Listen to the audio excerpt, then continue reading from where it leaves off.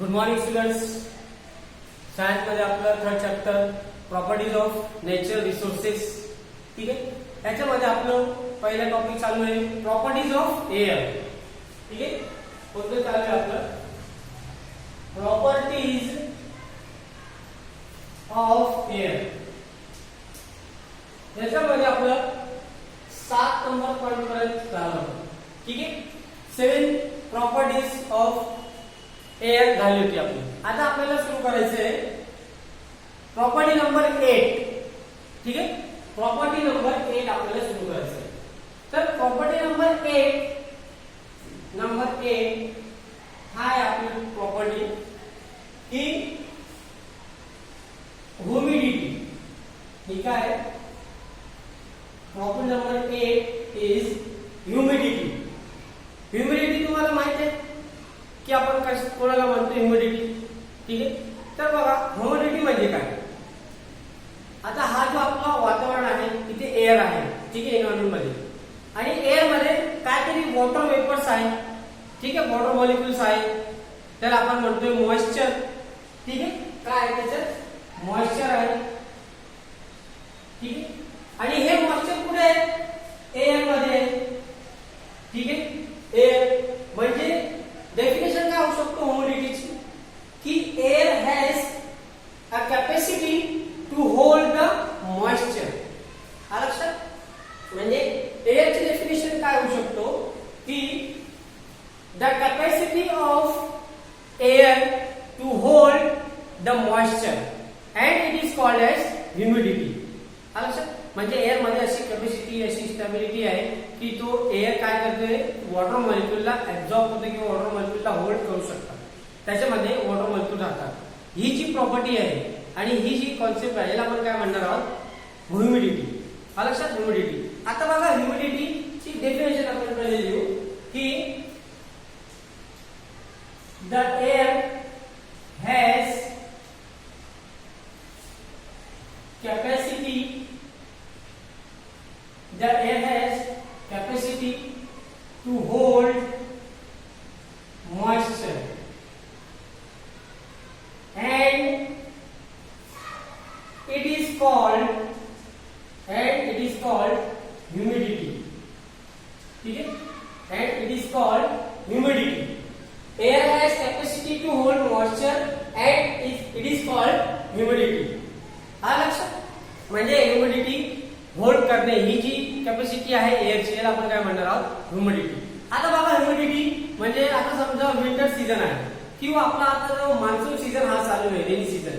इथे आपल्याला बघा आपण जर कपडा सुकण्यासाठी आपण जर ठेवलं तर कपडा लवकर सुकतोय का नाही. कारण की एअर मध्ये ह्युमिडिटी जास्त आहे. ठीक आहे. उन्हाळ्यात काय होतो टेम्परेचर जास्त असतो त्याच्यामुळे वॉटर ह्युमिडिटी कमी असतो आणि ह्युमिडिटी कमी असतो म्हणजे आपला कपडा लवकर सुकून जाईल. हा लक्षात म्हणजे याचा अर्थ काय झाला की विंटर मध्ये टेम्परेचर कमी राहतो तेव्हा आणि मान्सून मध्ये आणि रेनी सीझन मध्ये टेम्परेचर कमी राहतो. म्हणजे या जो सीझन आहे या सीझन मध्ये टेम्परेचर कमी राहतो आणि ह्युमिडिटी जास्त राहतो. हा लक्षात याचा अर्थ काय झाला की ह्युमिडिटी किंवा आपण असं लिहू की टेम्परेचर decreases, humidity increases. हा लक्षात टेम्परेचर डिक्रीजेस ह्युमिडिटी इन्क्रीजेस म्हणजे जेव्हा टेम्परेचर कमी राहतो ह्युमिडिटी जास्त राहतो. म्हणजे एअर वॉटर मॉलिक्युलला जास्त होल्ड करू शकतात जेव्हा टेम्परेचर कमी राहतो. हा लक्षात हा कोणत्या सीझन मध्ये होणार आहे विंटर सीझन आणि आता रेनी सीझन जो चालू आहे आणि रेनी सीझन मध्ये. ठीक आहे. आता दुसरं याच्या उलटा किंवा अपोजिट काय होऊ शकतो जेव्हा टेम्परेचर जास्त राहतो तेव्हा ह्युमिडिटी कमी राहतो. कोणत्या सीझन मध्ये समजा उन्हाळ्यात. ठीक. तर नेक्स्ट पॉइंट काय टेम्परेचर इन्क्रीजेस ह्युमिडिटी डिक्रीजेस. ठीक आहे. कोणत्या वेळेला आहे समर सीझनला. ठीक आहे. समर सीझन. हा लक्षात. आता ह्युमिडिटी हे जे आपण डेफिनेशन बघितलं आणि त्याच्या टेम्परेचरवर काय इफेक्ट आहे ते आपण बघितलं. आता आपल्याला काय करायचं छोटासा एक्सपेरिमेंट करायचं तुम्हाला टेक्स्ट बुक मध्ये पण दिलेलं आहे. ही जी एक्सपेरिमेंट आहे आपण घरी आपण केलेले आहेत, आपल्या सर्वांना माहित आहे, पण आपण ऑब्झर्व करताना आपण कन्क्लुजन काढत नाही, फक्त हेच फरक आहे. तर आपण एक ऍक्टिव्हिटी बघू. काय करायचंय, एक ग्लास घ्या. ठीक आहे, आपण एक ग्लास घेतलाय आणि ग्लास मध्ये तुम्हाला काय करायचंय, आईस घ्यायचंय. ठीक आहे, आईस क्यूब, त्याला आपण काय म्हणणार आहोत, आईस क्यूब. ठीक आहे, हे काय आहे, आईस क्यूब. ठीक आहे, आणि ग्लास घेतले, हा glass.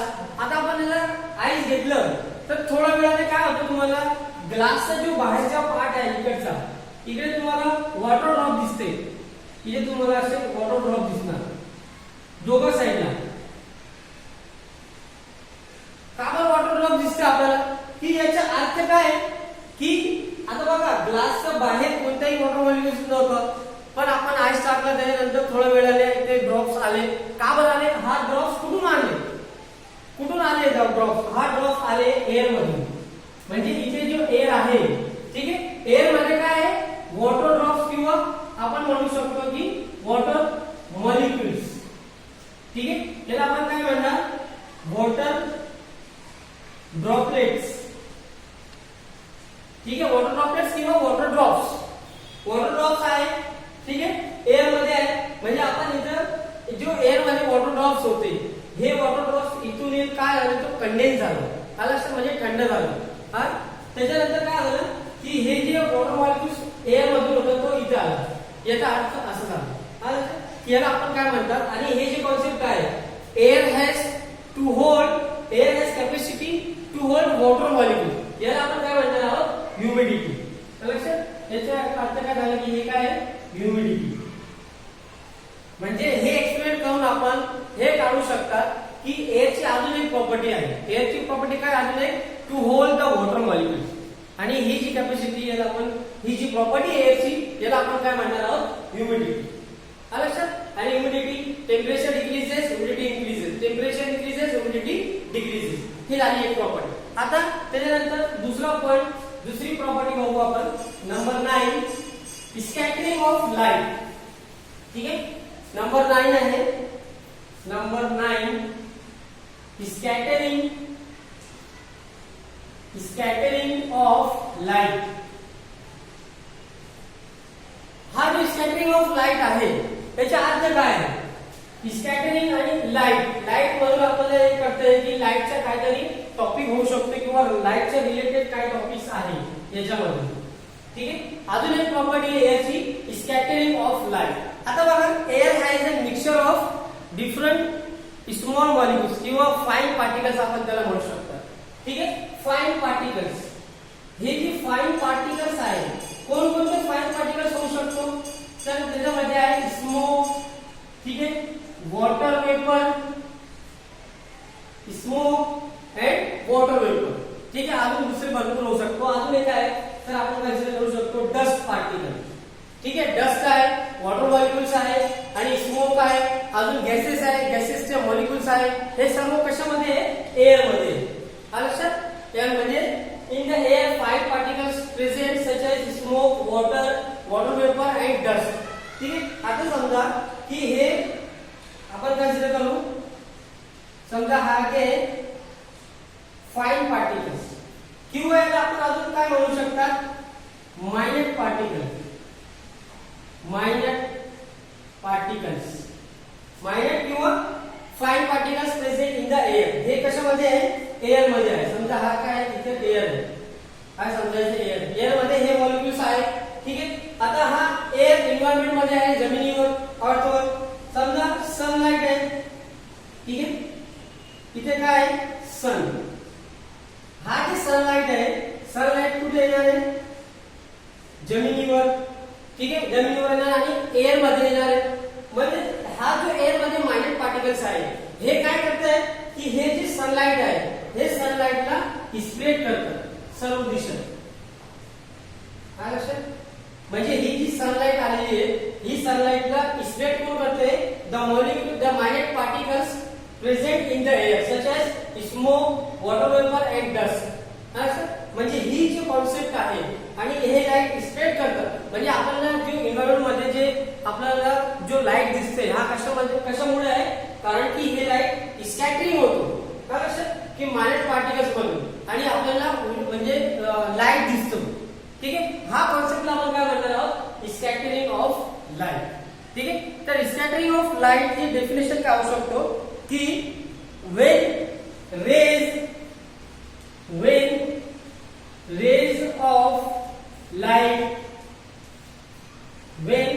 rays of light fall on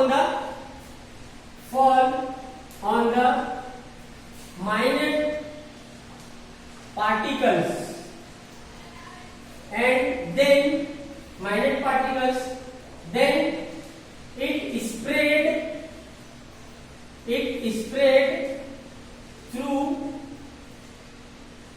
them or through minor particles. It is called as scattering of light.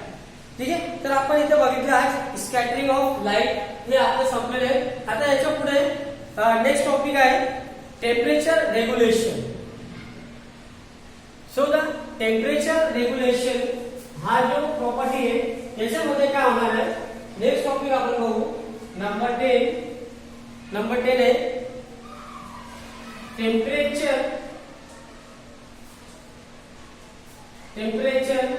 Regulation. ठीक आहे, टेम्परेचर रेग्युलेशन. आता हा जो टेम्परेचर रेग्युलेशन आहे याचा अर्थ काय झाला की air control the temperature and maintain the temperature on the earth. ठीक आहे, एअर त्याच्यामध्ये काय आहे, एअर कंट्रोल अँड मेंटेन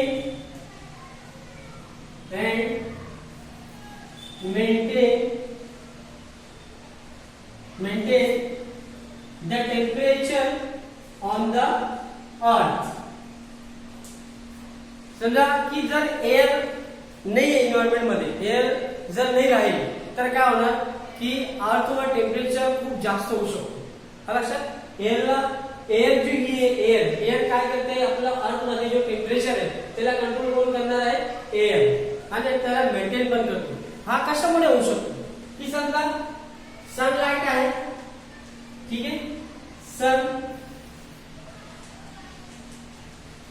जर सनरेज जमिनीवर येतात, जेव्हा लक्षात जमिनीवर येतात तर इथे काय आहे, एअर, आणि एअर मध्ये काय आहे, कार्बन डायऑक्साइड गॅस आहे समजा.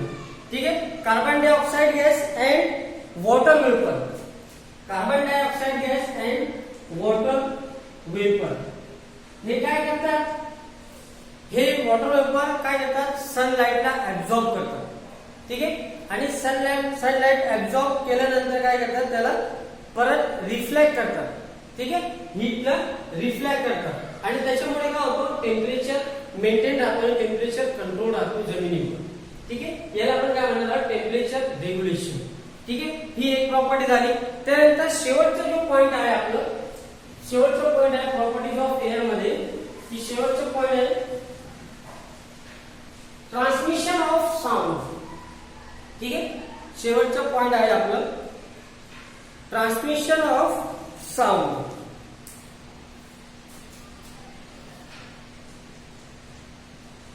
ट्रान्समिशन ऑफ साऊंड हा आपला आहे पॉइंट नंबर 10.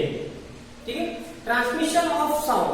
आता हा जो साऊंड आपल्याला ऐकू येते, आता तुम्हाला माझी आवाज ऐकू येतो. ठीक आहे, का बरं ऐकू येतो, कारण की तुमच्या आजूबाजूला किंवा एन्व्हायरमेंट मध्ये एअर आहे तरी तुम्हाला येणार आहे. जर एअर नसेल तर तुम्हाला माझी आवाज पण येणार नाही. लक्षात, म्हणजे त्याचा अर्थ काय झाला की आवाज, एअर जे आहे, एअर किंवा एअर काय आहे, मीडियम ऑफ साऊंड. लक्षात, साऊंड मीडियम म्हणजे काय, माध्यम, म्हणजे काय, air is a medium of sound. ठीक आहे, मीडियम म्हणजे काय, माध्यम. मराठीत आपण काय सांगू शकता त्याला, माध्यम. ठीक आहे, म्हणजे एअरला आपला टॉपिक आहे ट्रान्समिशन, म्हणजे ट्रान्सफर करणार आहे साऊंडला कोण ट्रान्सफर करणार आहे, एअर. ठीक आहे, त्याच्यामुळे याला काय म्हणणार आपण मीडियम ऑफ साऊंड. ठीक आहे. आणि हा कशावर डिपेंड राहतं डेन्सिटी ऑफ एअरवर. ठीक आहे. It depends upon density of air. लक्षात. आणि ही जी डेन्सिटी आहे डेन्सिटी डिपेंड्स अपॉन टेम्परेचर. ही जी डेन्सिटी कशामुळे डिपेंड अपॉन टेम्परेचरवर. तर समजा उन्हाळा विंटर सीझनला. ठीक आहे. विंटर सीझन मध्ये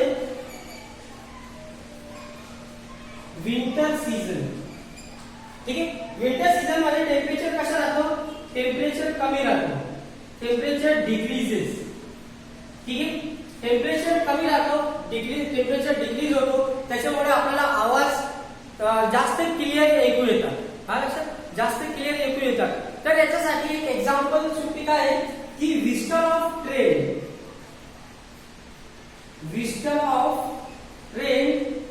इन अर्ली मॉर्निंग. व्हिस्टल म्हणजे काय शिट्टी. शिट्टी म्हणजे ट्रेनची जी शिट्टी आहे किंवा व्हिस्टल आहे हे आपल्याला विंटर सीझन मध्ये जर आपण अर्ली मॉर्निंग मध्ये ऐकू आपल्याला इझिली ऐकू येतात. म्हणजे एकदम क्लिअर ऐकू येतात. म्हणजे ट्रेन फार दूर आहे तरी आपल्याला त्याची व्हिस्टलची जी आवाज आहे जे साऊंड आहे ते की आपल्याला क्लिअर ऐकू येतात. का बरं.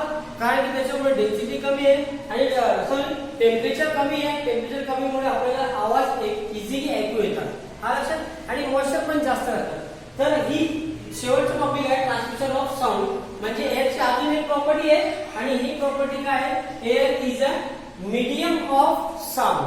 ठीक आहे. आता बघा मुलांनो आज आपण हा जो टॉपिक आहे आपला एअर प्रॉपर्टीज ऑफ एअर हा इथे संपलेला आहे. आता आपण पुढचा टॉपिक सुरू करणार आहोत. नेक्स्ट टॉपिक आहे प्रॉपर्टीज ऑफ वॉटर.